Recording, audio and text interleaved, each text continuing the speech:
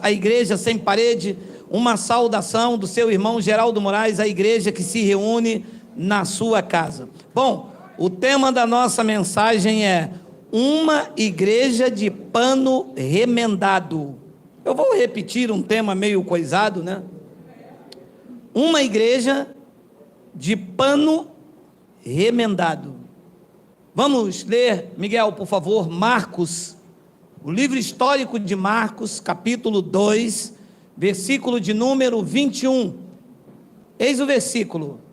Ninguém, como se Jesus, engraçado, ninguém, esse é o que mais fazem, é isto. Ninguém costura remendo, ninguém que tem sã consciência, ninguém que tem sabedoria, ninguém que tem a mente de Cristo, né? Os religiosos fazem. Ninguém costura remendo de pano novo em veste velha.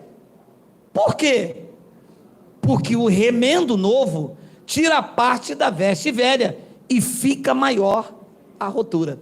Vamos fazer uma breve confissão. Senhor e Cristo, eu te louvo e te exalto pelos teus grandes feitos. Obrigado por conceder a nós, meros mortais na carne, porque no espírito somos imortais, por fazer parte dos teus mistérios, os mistérios revelados da graça de Deus. Esta manhã, eu te peço que tu me uses com ousadia e intrepidez, porque eu vou usar a tua palavra. E todo o povo aqui e aí pelo YouTube reunido digam amém. Eu poderia dar vários temas, subtítulos a esta mensagem. Me lembrei também de Emília, a boneca de pano. O sítio do Pica-Pau Amarelo tinha como a coadjuvante Emília, uma boneca de panos remendadas, cheio de remendos, retalhos. E a chamada igreja, com seu sistema doutrinal, é uma boneca de pano, cheia de retalhos. Tem a graça e tem a lei. Exatamente isso que Jesus estava explicando nos dias de sua carne. É claro que ele não está falando de pano, cetim, algodão, viscose, lycra. Não é esses tipos de tecido. O pano em que ele diz ali se refere à doutrina do antigo pacto colocada no novo. Não sei se você consegue vislumbrar com os olhos iluminados que se entende exatamente disto. Então olha, coloca para mim o versículo 18, Miguel. Olha do que se tratava, para que você entenda direito. Ora, os discípulos de João e os fariseus estavam jejuando. Quem é que estava jejuando? Os discípulos de João e dos fariseus. Ora, os fariseus tinham comunhão para jejuar? Os fariseus mortificavam a carne jejuando? Ora, se isto era uma prática farisaica, por que é que os crentes fazem?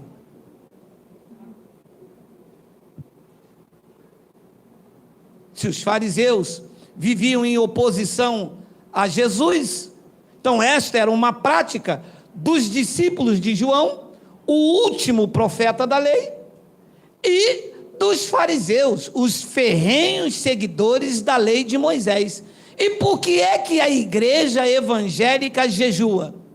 Vou responder: porque costura pano velho em vestes novas, se tornando então uma igreja de panos remendados. Vieram alguns e lhe perguntaram: por que motivo jejuam os discípulos de João e dos fariseus? Leia: mas os teus discípulos não jejuam. A pergunta que eu faço de acordo com esse texto é: os discípulos de Jesus jejuavam? E por que a igreja evangélica jejua? Porque é uma igreja de panos remendados, porque os discípulos de Jesus não jejuavam. Ele diz: eu estou fazendo um discipulado na EBD. E qual é o discipulado? Hoje nós viemos em jejum. Ora, se vocês estão nos discipulados, ora, se for de Jesus, não pode ter jejum, porque os discípulos de Jesus não jejuavam. Foi a pergunta feita pelos fariseus. Versículo de número 19. Respondeu-lhe Geraldo.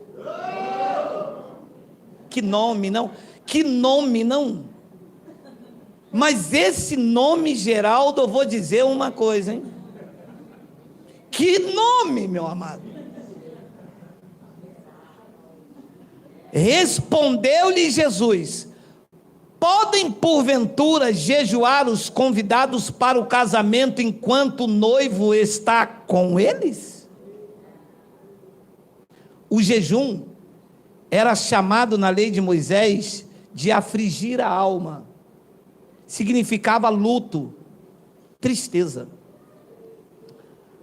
Jesus perguntou: podem jejuar os convidados para o casamento enquanto o noivo está com eles? Durante o tempo em que estiver presente o noivo, não podem jejuar. Podem ou não podem? Não. E a igreja evangélica jejua por quê? Bem, está claro? Estão dizendo que eles não têm a presença do então noivo, que do pacto para cá se tornou o marido. A aliança estava aqui, no dedo direito, deste lado de cada cruz, no antigo pacto. Na morte, em Tetelestai, a aliança saiu daqui, ela entrou aqui, na esquerda, casou. O casamento ficou definitivamente, a igreja casou com Cristo, e ele, que não aceita divórcio, uma vez a igreja casada com Cristo, casados para sempre. Então todos nós temos a presença do esposo, e quem tem um esposo, não podem? Podem ou não podem? Não. E por que a igreja jejua?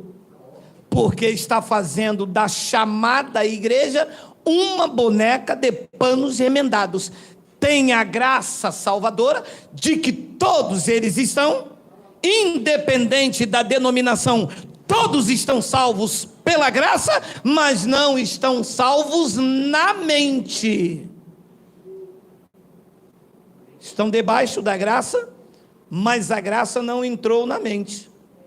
E aí pegam um pedaço de pano do jejum, coloca na boneca, e estão na graça.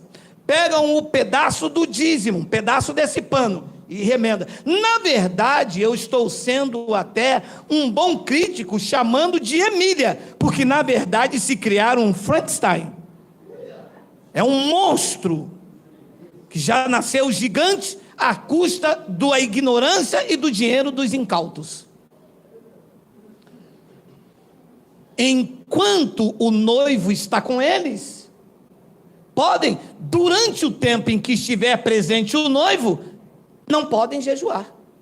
A igreja está dizendo: nós não temos o noivo. A graça diz: nós não temos o noivo porque temos o marido, e nós não podemos afligir a nossa alma, nós não podemos andar tristes. Estamos felizes? Eu fico triste, ficaria triste se a minha esposa morrer, ou se eu morrer. Então ela não terá mais o marido, e ela então vai chorar, vai ficar triste.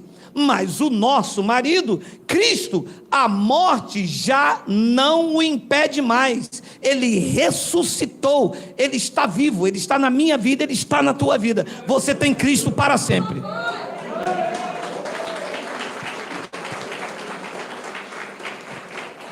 Então diz no versículo de número 20, ele disse no versículo, vamos lá, 20, tem: dias virão contudo, em que lhe será tirado o noivo, e nesse tempo jejuarão. Então, ia vir dias em que o noivo seria tirado. Ora, eles então ficariam o quê? Tristes. Então, nesses dias de tristeza, que é o que caracterizava o jejum, os discípulos iriam ficar tristes. Ele foi tirado na sexta, foi tirado no sábado, e no domingo de manhã ele voltou. Diga glória a Deus, diga glória.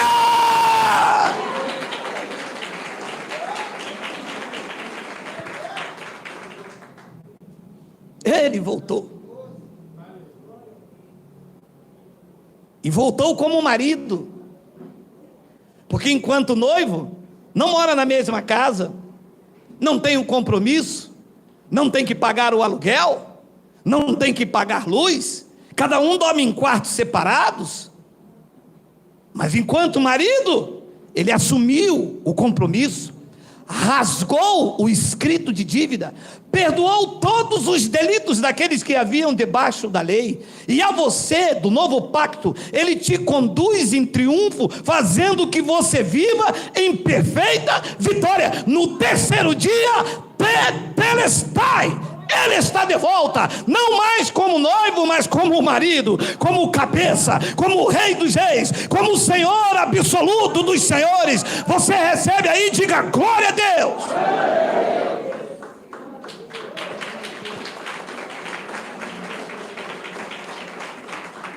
Era isso que ele estava dizendo.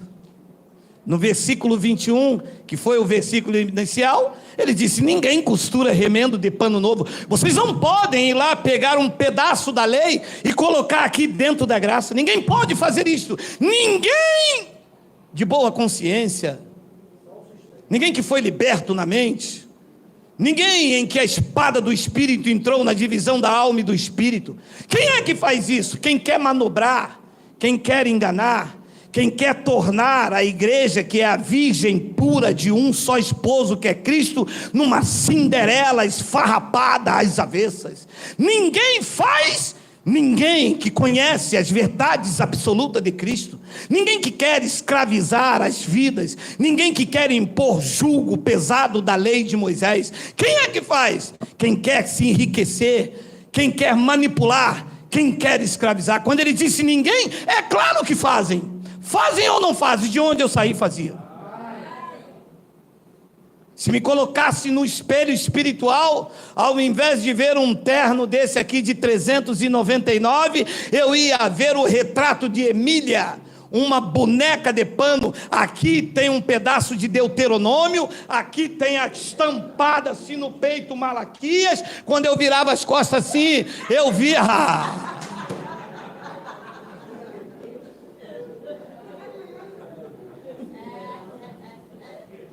Emília, a boneca de pano, uma noiva esfarrapadas. É isso o que se tornou a chamada Igreja de Cristo, um sincretismo religioso, tornando, como ele disse, a rotura muito maior, o buraco maior, vidas quebradas, esfarrapadas, falidas, tristes, vazias, buscam e nunca encontram, batem a porta, não se abre, choram e ninguém seca a lágrima, grita e ele não ouve, porque estão negando que tem a presença do Cristo ressuscitado, a presença ignorada. Tu te lembras de dois homens que andavam em Emaús? Iam um do lado do outro, um chamado Cleopas, e eles foram conversando, e de repente a presença do Cristo estava entre eles, ainda numa manifestação corpórea, por causa do beneplácito dos cumprimentos que deveriam ser encerrados aqueles dias, e a presença dele foi ignorada. E ele vai no meio daqueles homens, e eles perguntando: o que vocês vão conversando entre vocês? E os homens disseram: não sabes você das últimas notícias? E ele disse: quais? Quais são as últimas notícias? E eles começaram a falar do homem varão galileu, em que Deus levantou, e esperássemos que ele fosse o que iria nos redimir, que fosse o Salvador. Hoje já é o terceiro dia e nada. Estavam diante do maior evento desde a criação, O Deus que se revestiu de carne foi ao túmulo, voltou de novo. Ele havia dito aos judeus: eu tenho poder para dar a minha vida, e eu mesmo tenho o poder para tomá-la. Eles estavam diante do maior poder já exercido na terra, e ignoraram a presença do Cristo ressuscitado. A igreja está assim: ignoram a presença de Deus entre eles, buscando-o em panos remendados, causando as suas vidas numa ruptura muito maior. Vidas vazias, tristes, desajustadas, famílias quebradas, divididas, homens que não se respeitam, mulheres que não têm dedicação, vive o tempo todo dentro da igreja para agradar esta maldita religião. Vidas com rupturas, vidas remendadas, uma igreja de remendos. Graças a Deus que nós entendemos nesta longa caminhada, porque ainda tem muita coisa para se entender. É um entendimento progressivo, não é estrito sensu, é lacto sensu, é grande demais, e que nós fomos trocando as nossas vestes. Hoje podemos dizer que caminhamos com vestes limpas, sem remendo, uma graça onde se exalta Cristo, que tira o mérito do homem, que tira o palco, que tirou o nariz de palhaço de vocês. Nós éramos palhaço neste circo de roupa remendada, sustentando lobos, sustentando egos inflados, soberba, orgulhos, arrogâncias, os senhores dos anéis governando quem não podia usar brinco. Falei. Seus anéis de ouros, quilates, e as mulheres derretendo seus brincos para sustentar egos inflados.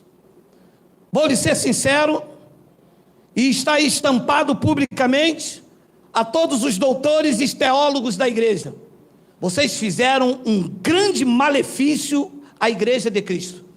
Vocês transformaram a virgem pura com uma roupa pura, sem mancha, sem mácula e sem defeito, e transformaram a igreja de Cristo numa Cinderela às avessas, de pano remendados. Um pedaço da lei, um pedaço da graça, um pedaço de Moisés, um pedaço de Cristo, um pedaço dos profetas e um pedaço dos apóstolos. Vocês remendaram, transformaram a igreja de Cristo, e que para que elas não vissem o fim daquilo que se desvanecia, vocês costuraram de novo o véu e colocaram um tapa-olho nas vidas, para que elas não vissem que tudo que vocês pregam de Moisés em Cristo já havia sido removido. Mas Deus está levantando homens e mulheres ousadas para pregar o evangelho da graça de Deus,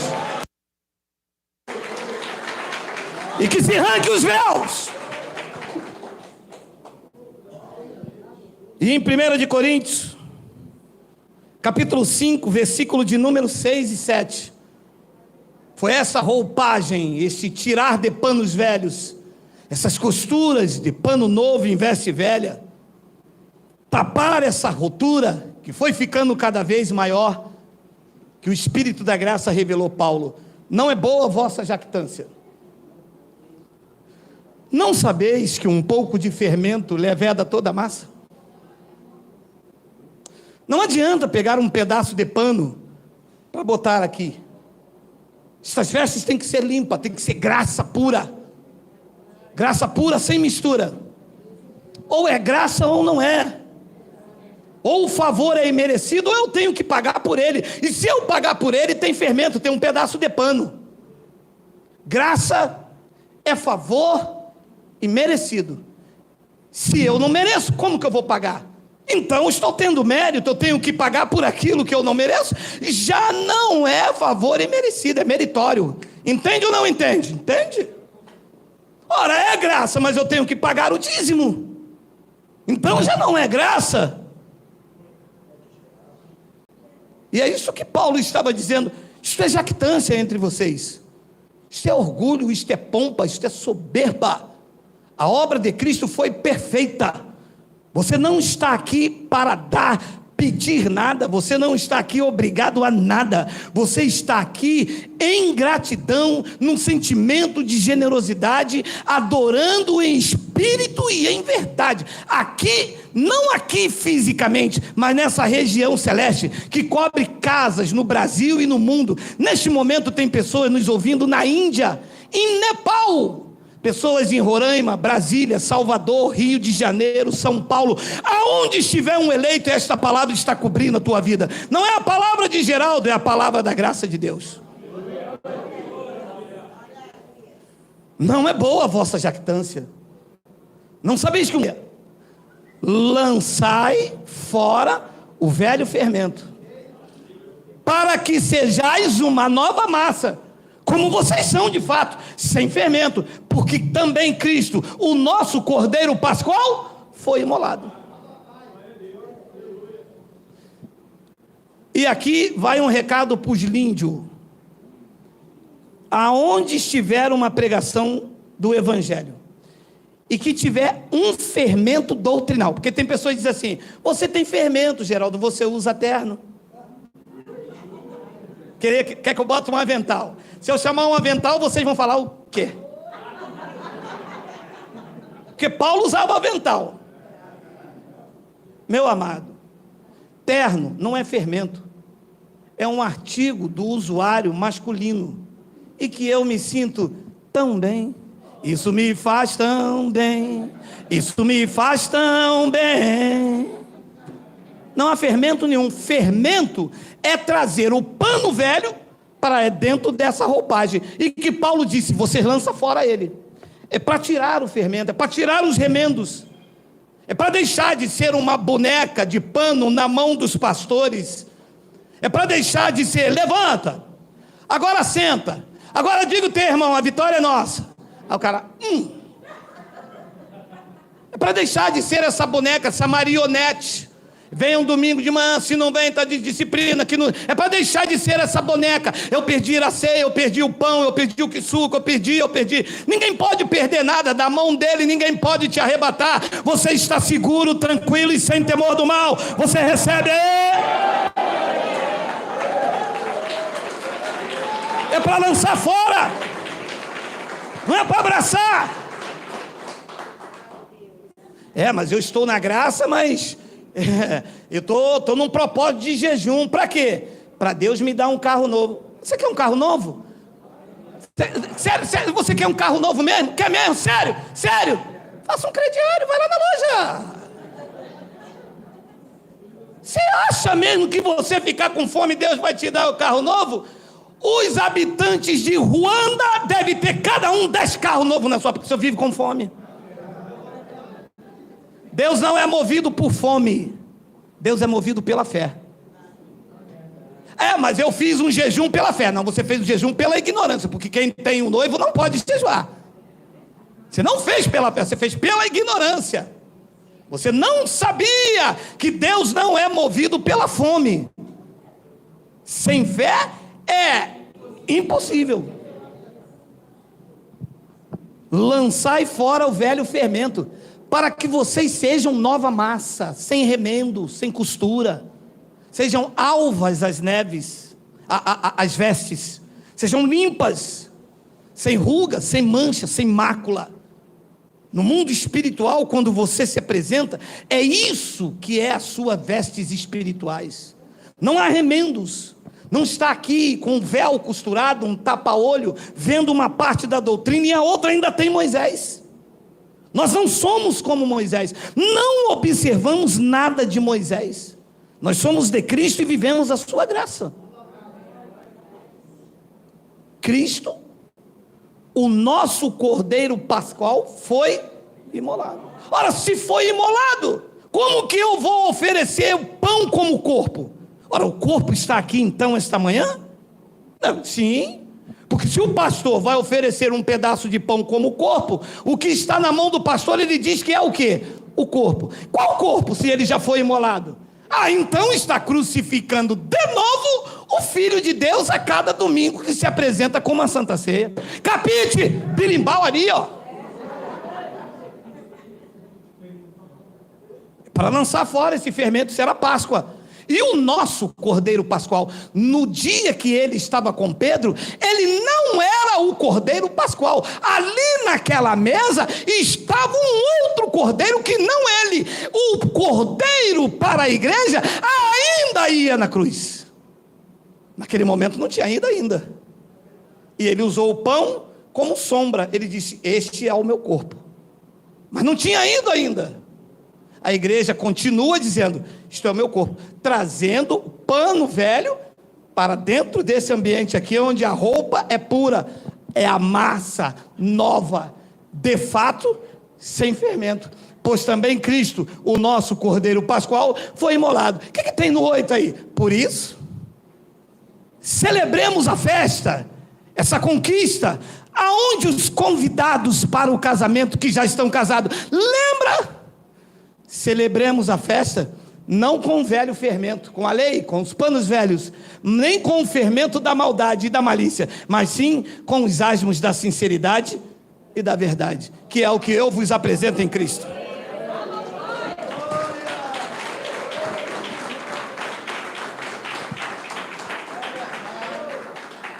Sinto muito, quando eu falo, eles dizem assim: então só você que fala a verdade. Só eu não. O que eu falo está escrito aqui. Eles não têm peito.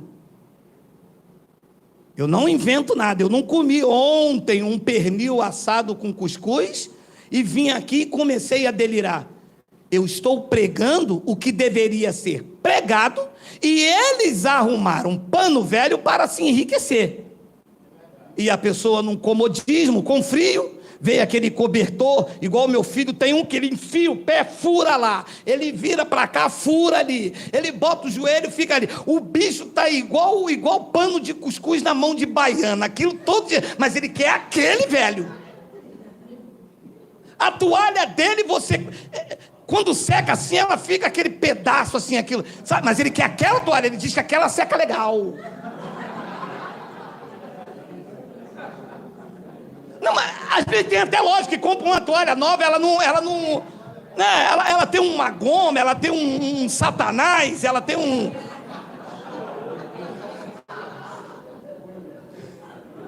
A igreja está assim, já acostumou com um pano velho.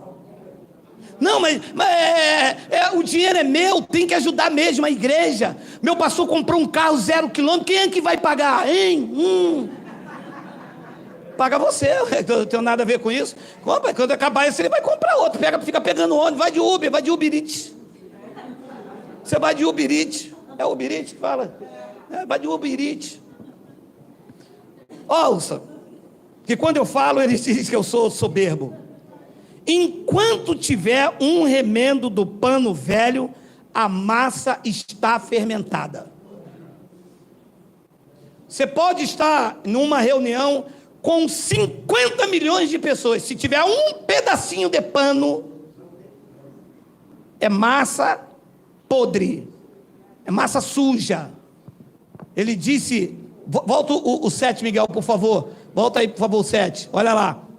Lançai fora o velho, para que sejais nova massa. Enquanto tiver um fermento, um pouquinho, enquanto tiver um remendo, enquanto tiver alguma coisa de Moisés doutrinal no meio da comunidade, a massa está estragada. Não é massa pura, não é graça pura sem mistura, é fermento, é boneca de pano, é Emília, é a igreja de faz de conta. Pronto, falei. Sabe o que é uma igreja de faz de conta? Sabe? Aqui está o corpo do Senhor. Não, cara, isso não é o corpo, não. Isso é um pedaço de pão Pullman. Não, a gente faz de conta. Então vocês são a Emília, a boneca do faz de conta, remendadas de pano da lei e da graça. E nós não somos uma igreja de faz de conta. Nós somos a igreja da verdade, a igreja de Cristo. Não é que nós somos o dono da verdade, é que nós procuramos andar nela. Cortamos na própria carne. O abençoado me disse: Geraldo, eu te conheço há mais de... É que você vê que de vez em quando eu dou um tap. Bem. Geraldo, era para você estar rico, cara. Você foi falar desse negócio de que a igreja são as vidas, de que... meu irmão, mas eu tirei o fermento. Eu lancei fora toda a soberba e todo orgulho. As pessoas direcionavam os aplausos a mim. As pessoas me idolatravam porque eu ia ao monte, porque eu jejuava. No dia que eu jejuava, que eu chegava com aquela olheira, ele falava: ih, Geraldo, hoje está no azeite. Carne pura, emoção, mexendo com as emoções dos outros e enfiando a mão na carteira. Então, enquanto tiver um remendo do pano velho, a massa está fermentada. 2 de Coríntios, capítulo 11, versículo de número 2. Ih, rapaz, 20 minutos para acabar, e hoje foi rápido. Caramba, hoje foi rápido, hein? Leia comigo. Porque zelo por vós, com zelo de Deus, visto que vos tenho preparado para vos apresentar como virgem pura a um só noivo. Oi? Lembra da lei? Enquanto o noivo está com vocês, Jesus de Nazaré. Da cruz para cá, Paulo disse que ele agora é o esposo. E esta mulher, esta esposa, não é uma virgem às avessas, esfarrapada com uma roupa costurada, um pedaço da lei, um pedaço da graça. Esta virgem, ela é pura, com uma veste pura, porque pela pregação do evangelho, lançou o velho fermento, e foi de fato uma nova esposa para Cristo. Depois Paulo continua dizendo no versículo de número 3, onde você arruma essas coisas, hein, Geraldo? Eu leio, só leio. Boto um pouco de pimenta de Salvador, trago para o Adaías e o Corém dele, misturo tudo e lanço aí para o povo ouvir. Mais receio, olha o receio de Paulo, que assim como a serpente enganou a Eva com a sua astúcia, astúcia é algo inerente à cobra ou à carne do homem? Se entende então que a serpente era a natureza de Adão, mas receio que assim como a serpente enganou a Eva com a sua astúcia, assim também seja corrompida a vossa mente e vocês, e se aparte da simplicidade e purezas devidas a Cristo. Vou lhe ser sincero, o evangelho é tão simples de entender que um burro com a 4ª série dá aula dos doutores de teologia do sistema religioso. De tão simples que é. Que a gente ficava preso aos senhores dos anéis. Curso de teologia. Quem é que fez curso de teologia? Por favor, diga assim com charme, Wala. Enganaram você. Ensinaram vocês demonologia? Ensinaram. Ensinaram vocês território de Zebulon? Ensinaram. Ensinaram a vocês que Mateus, Marcos, Lucas e João é livros sinóticos? Ensinaram. Ensinaram que as 70 semanas de Daniel ainda vai se cumprir? Foi, hein? Diga. Se fizeram isto, vocês já foram bonecas de panos remendados. Mas graças a Deus que Cristo interveio, iluminou os olhos do seu entendimento, e as suas vestes estão mais alvas do que a neve.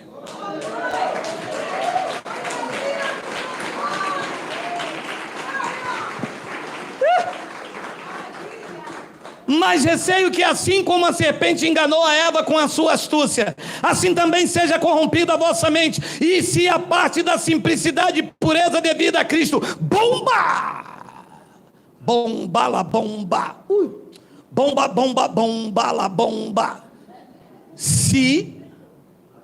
Olha como se aparta alguém da pureza e simplicidade devida a Cristo. Se, na verdade, vindo alguém prega outro Jesus que não temos pregado, aí se aparta. E qual era o Jesus que Paulo pregava? O Jesus de Nazaré, o noivo? O Jesus da Via Crucis? O Jesus da Cusparada? Era este? Ou ele pregava a Cristo, o cabeça da igreja?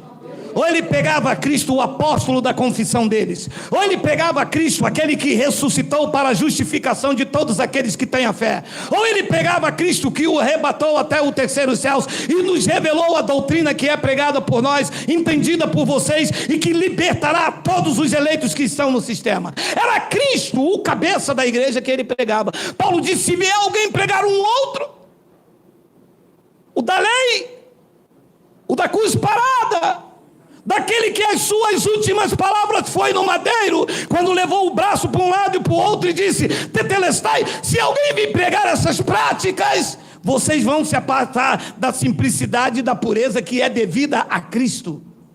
E ele continua: se vindo alguém prega outro Jesus que não tem pregado, ou se aceitais um espírito diferente que não temos recebido. A igreja está debaixo de um sentimento totalmente diferente da graça de Deus. Quando nós íamos, hoje chega a me dar até coceira quando eu lembro, quando nós íamos na chamada Santa Ceia, meu irmão, você tinha que ver o espírito, o sentimento que tomava conta daquele lugar.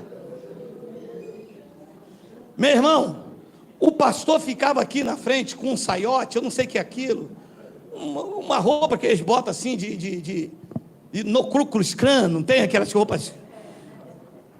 Aí ali na frente ficavam as mulheres assim, no corredor os caras com uma bandeja, e o gado, sabe, assim, na unção do Chaves.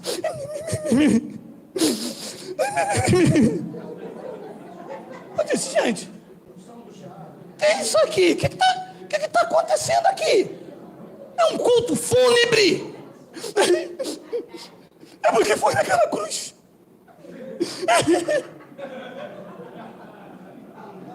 Olha, meu amado, é óleo de alegria ao invés de tristeza? Ou então eu tenho que ir a um culto fúnebre, lembrar de que Jesus fez, e eu ficar aqui chorando? Ou eu tenho que me alegrar, porque quando eu nasci, tudo já estava consumado, e eu estou reinando em vida e em perfeita vitória, e dizer: ah, papai!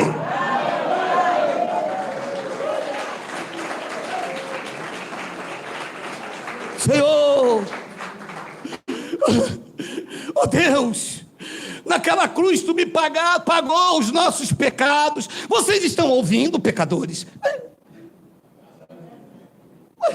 Se pagou o meu pecado naquela cruz, como somos pecadores? Porque se apartam da simplicidade e da pureza que é devida a Cristo, pregando um outro espírito que nós não temos, aceitando um outro espírito diferente que não tem recebido, ou evangelho diferente que não tem desabraçado. A esse, se vocês ouvirem, de boa mente vocês vão tolerar. E ele disse no versículo de número 5, olha lá: porque suponho em nada ter sido inferior a esses tais apóstolos, a esses que trazem um pedaço de pano, e com orgulho judaico disse: eu sou o presidente da convenção. Eles chegaram agora, quem é esse? O outro, deixa eu ver se ele está me ouvindo, deixa eu ver. Corre não, que eu estou em você aí.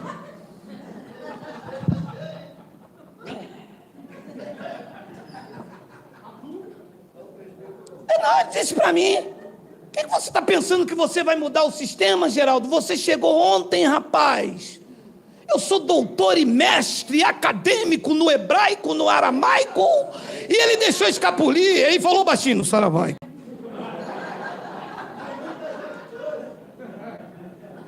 Eu vou lhe dizer quem sou eu. Eu sou um espírito revestido de carne, aonde em mim não há nenhuma glória, nenhuma sabedoria humana.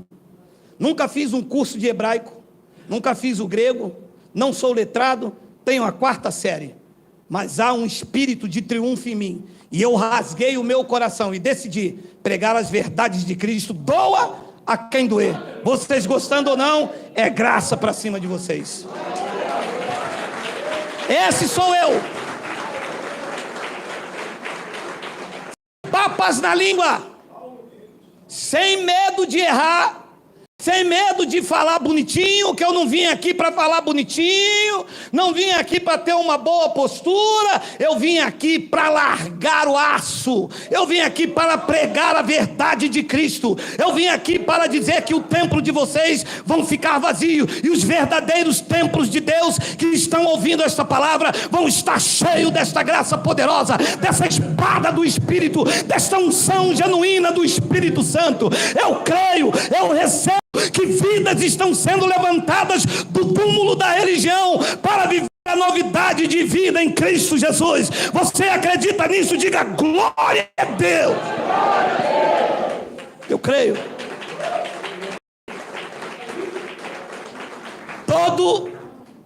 Todo do mais alto cargo eclesiástico que nós aqui não reconhecemos, são tudo esterco. Todo e qualquer sistema doutrinal, do melhor ao pior, do mais ridicularizado ao mais soberbo, todos vocês, todas as placas, todos os teólogos, todos os pregadores, se tem remendo da lei, todos vocês são uma igreja de pano.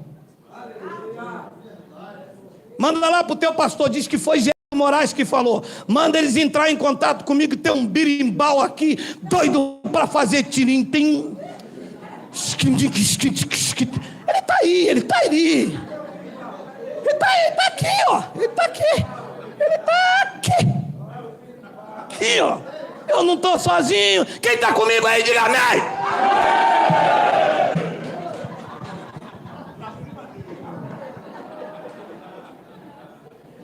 Vocês ouviram aí do outro lado, né?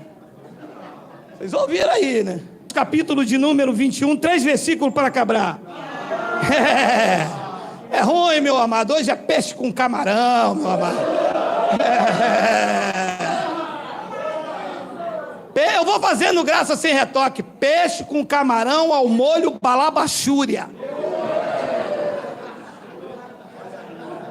Você vai ver. Vai lamber os beijos. Não vai falar em língua, mas vai lamber os beijos. E foram informados a teu respeito, Tiago falando com Paulo, e foram informados a teu respeito, que ensinas a todos os judeus entre os gentios, a se apostatarem de Moisés, dizendo-lhes, olha o que Paulo ensinava nos seus dias, que não devem circuncidar os filhos, e nem andar em pano remendado nos costumes da lei. Disse Tiago, numa reunião, numa convenção, lá em Jerusalém, chamou Paulo e disse, estamos informados de algo a teu respeito. O que é? Que tu andas ensinando por aí, a todos os judeus que andam entre os gentios, com os fermentos, com os seus pedaços de pano na igreja gentílica, aonde as vestes são limpas, sem ruga, sem mancha e sem defeito. Que você, Paulo de Tarso, anda ensinando, dizendo que para eles, os judeus, a apostatarem, a saírem de Moisés. A igreja abraça Moisés.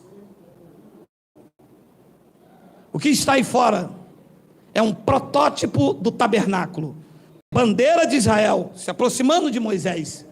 Tem candelabro, tem chofar, tem quipar. Os ensinos de Paulo diziam que eram para eles se apostatarem de Moisés, dizendo-lhes que não deviam circuncidar os filhos e nem eles andar segundo o costume da lei. Isso é para tirar o remendo, tirar o fermento velho e deixar a igreja limpa. A igreja são vidas.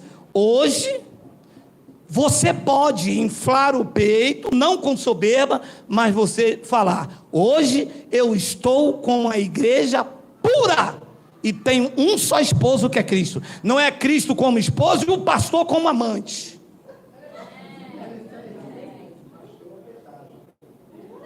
Que ele manda na tua forma de vestir, manda ou não manda? Manda na sua forma de você se conduzir. E tem uns que são ousadinhos. Se eu conhecesse essa palavra naquele tempo, mas eu avançava no focinho dele, queria dizer logo, quero e não podia me prender, que eu dizia na delegacia que era o capeta. E ele falava assim: homens desse lado. E os varão não podia cortar, raspar o bigode, não podia. Mulheres desse lado. Fazendo separação. Era estes os ensinos de Paulo. Não andar segundo o pano de remendo. Colossenses capítulo 2, versículo 16, 3 versículos, olha lá. Colossenses 2, 16. Ninguém quer dizer quem? Ninguém. Não. Lembra que Jesus disse: ninguém coloca pano? Não, ninguém é que tem a mente renovada. Ninguém que entende o evangelho. Ninguém que foi cortado pela palavra. Ninguém que foi regenerado pelo evangelho. E os outros? Os outros fazem porque querem manobrar. Porque está escrito aqui: vê se fui eu que... Alô, aí, o pastor que me chamou para o debate. Vai não. Está aqui, atrás da cortina. Vem, filho. Vem. Ninguém, pois, vos julgue por causa de comida e bebida, ou dias de festas, ou lua nova, grifa, ou... Ué, mas se manda eu guardar o sábado. Aqui diz que é ninguém para me julgar por causa disso. Por quê? Porque pegaram o remendo, o shabatum de Moisés, e transformaram a palavra shabatum, que quer dizer descanso, num dia de sábado. Aí dizem que sábado não pode fazer nada, porque sábado é o dia do descanso. Alô? Mas o marido nos deu um descanso eterno nele. Os judeus tinham que descansar do sábado das suas obras. Não podia fazer sacrifício. Mas para mim, que tenho as vestes limpas, sem remendo, massa pura, o dia de sacrifício foi no madeiro. Foi quando ele disse: tetelestai, está consumado, está pronto, dívida paga. Tudo que era contrário a vocês foi arrancado e encravado na cruz. O nosso descanso espiritual não é no shabatum judaico. O nosso descanso é eterno em Cristo, porque em Cristo estamos perfeitos no sacrifício dele. Isso é que é a verdade de Deus.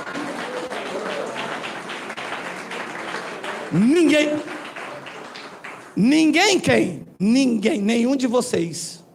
Não é ninguém eles. Senão eles não obrigavam as pessoas a guardar os sábados. Ninguém, pois, vos julgue por causa de comida e bebida, ou dia de festa, ou lua nova, ou sábado. 17, porque tudo isso, sábado, lua nova, festas, comidas e bebidas, e entre elas a Páscoa, o pão de aflição, o pão sem fermento, tudo isto que Paulo disse ali no versículo, disse, tudo isso tem sido sombras.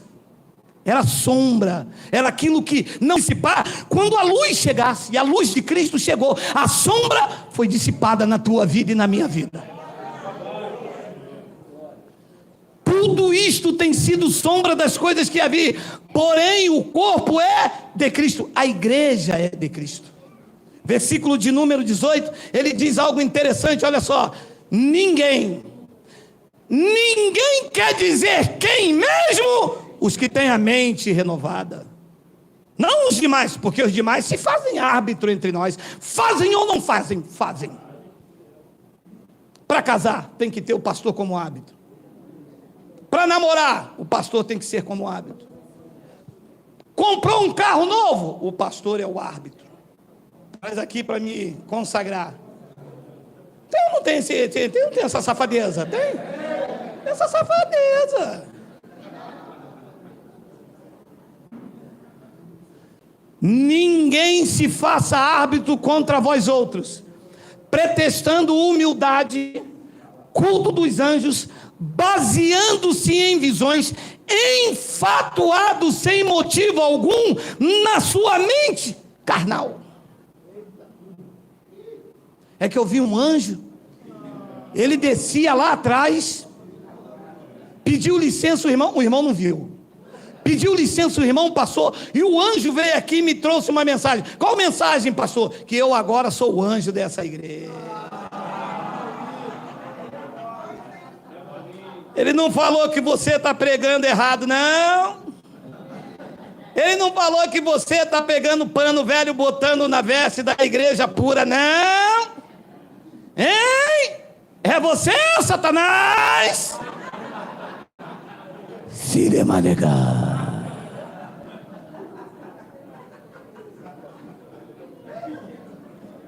Porque o anjo só fala coisa bonita. Versículo de número 19, deixa Satanás para lá. Versículo de número 19: e não retendo a cabeça, que é Cristo, da qual todo o corpo, suprido e bem vinculado pelas suas juntas e ligamentos, cresce o crescimento que procede de Deus. É este crescimento que você está. O crescimento que procede de Deus. Hoje, com as vestes puras, com os vestimentos da graça, você pode falar com convicção. Você está seguro, tranquilo e... Diga glória a Deus.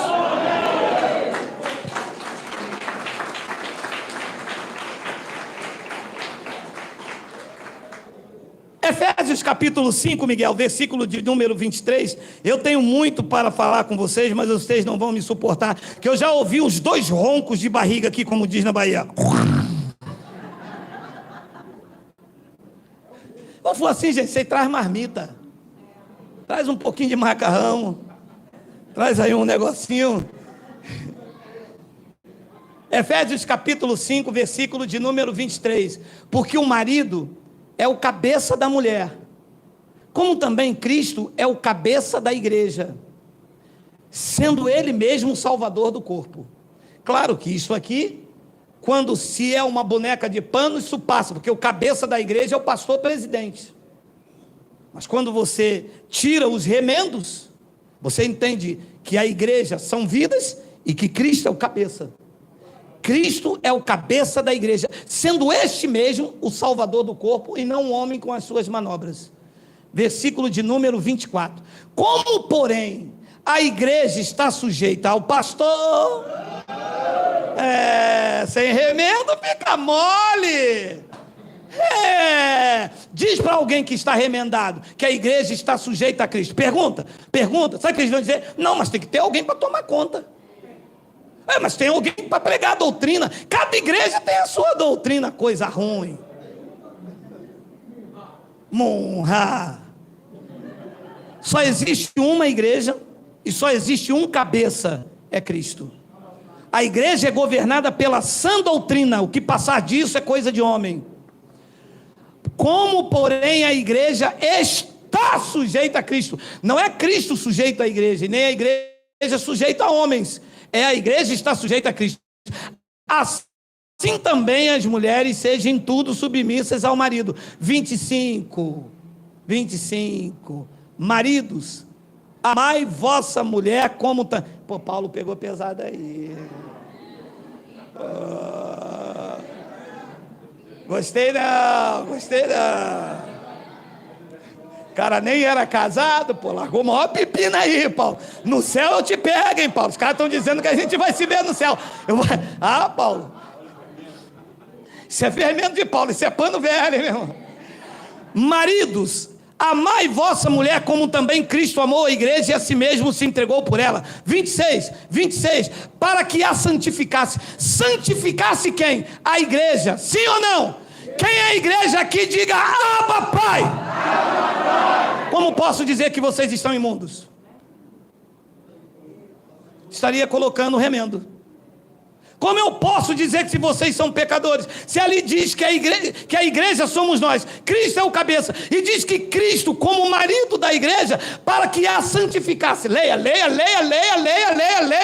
por favor, que o mundo cristão me ouça nesse momento. Tendo-a, trata-se da igreja, purificado por meio da lavagem da piscina. Igreja com remendos se purifica onde? Nas águas batismais. Cheio de urina, vamos falar cientificamente. Para não ficar assim uma coisa assim, negãozada.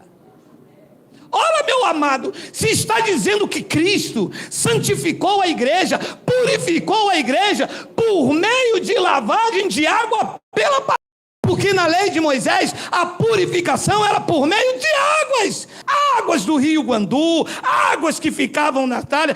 Cristo purificou o nosso espírito, o nosso entendimento, por meio da lavagem da água pela palavra, e não é a palavra dos teólogos e dos doutores, é a palavra da graça de Deus, a espada afiada de dois gumes, que dilacerou a tua alma, a tua alma, a tua alma, a tua alma, a tua alma. Não é qualquer palavra, é a graça de Deus em Cristo Jesus. Depois ele diz no versículo 27, para apresentar a si mesmo igreja pecadora, desgraçada, igreja pó da terra, a igreja que vai morrer.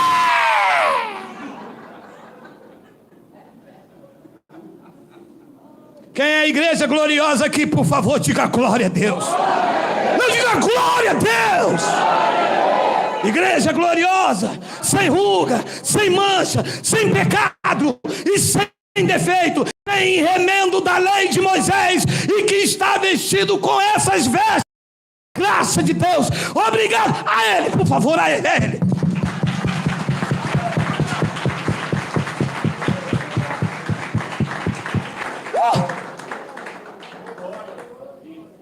Para apresentar-se a si. Fomos apresentados a Ele. Igrejas apresentadas a Cristo. Gloriosa, sem mácula, nem ruga, nem coisa semelhante. E a igreja que são vocês é santa e ela é sem defeito. Diga, eu recebo esta palavra. E aonde estávamos nós? Nunca tínhamos visto isso. Cheio de remendo. Uma boneca pano. Emília, Emília, Emília, Emília. Ou então,